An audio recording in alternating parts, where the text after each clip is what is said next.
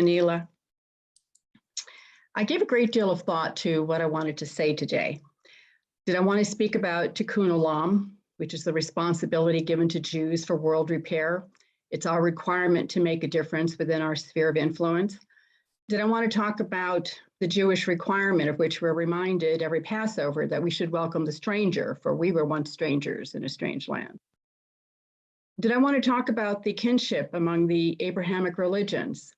You know, Jews and Muslims are half siblings. We're sisters and brothers by a different mother, yet we can't seem to get along any better than most siblings. Did I want to explain once again why I, a Jewish woman, fund 3 elementary schools in Thar Parker, Pakistan, and I'm funding the education of 20 young girls from a village so they can get a private school education, or have funded iftars for years? Did I want to explain that? Well, shortly, briefly, my career has been committed to helping others find their potential, and educating children is my effort in counterterrorism. Critical thinking skills are developed, knowledge is gained, and better jobs are available within education.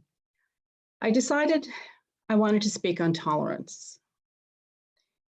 We talk a lot about religious tolerance. I asked a few Christians and Jews what the word tolerance means, and they replied with the same answer: acceptance. Tolerance means that you might make room for someone different from you, different culturally, socially, religiously, racially. I don't think we need more religious tolerance. I believe we need more religious understanding. Understanding goes much, much deeper. It means you know something about the other person, their religion, their culture. It's the difference between tolerating your spouse's habit of biting his or her fingernails, and you're irritated, but you don't say anything. It's the difference between that and understanding that they bite their fingernails because it's left over from childhood. It's how they handled the stressors. And maybe right now they're having a little bit of stress, and you can ask what's going on and give them compassion. That's the difference between tolerance and understanding. It makes a big difference in the quality of your relationship with a spouse, with a friend, and perhaps with your neighbors next door.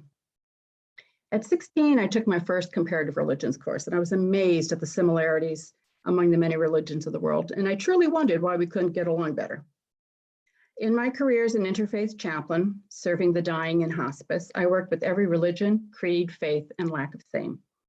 And in preparation for my work, and in an effort to better understand the religious beliefs and practices of my patients, I familiarized myself with all the holy books and the wisdom literature of the many religions, from Adventists to Zoroastrians.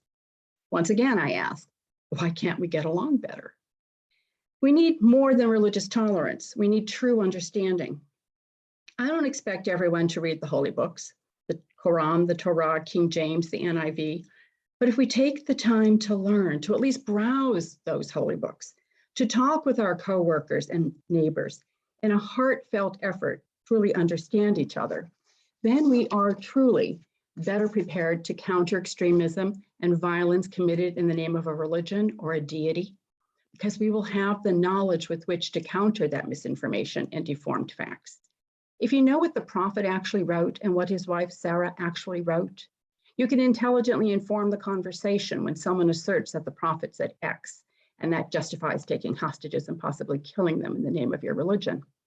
When someone politicizes their religion, weaponizing it, you will know that they are the aberration.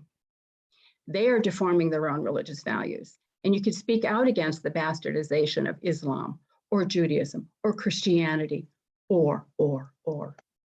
No, you don't have to be a religious scholar or to read each holy book from cover to cover to speak up and correct misinformation. Just take the time to truly understand people and know that they aren't the other. And it is your responsibility, Jew or Gentile, to welcome the stranger, to commit to tikkun olam, world repair, and to remember that we have more in common than not. Not one holy book defines human beings as cannon fodder, as sacrifices to a political or a social cause. Not one. Your act of tikkun olam can be to open a holy book, open your mind, and then spread the truth. And you'll be a part of the solution. You will be a peacemaker. Shalom and salam.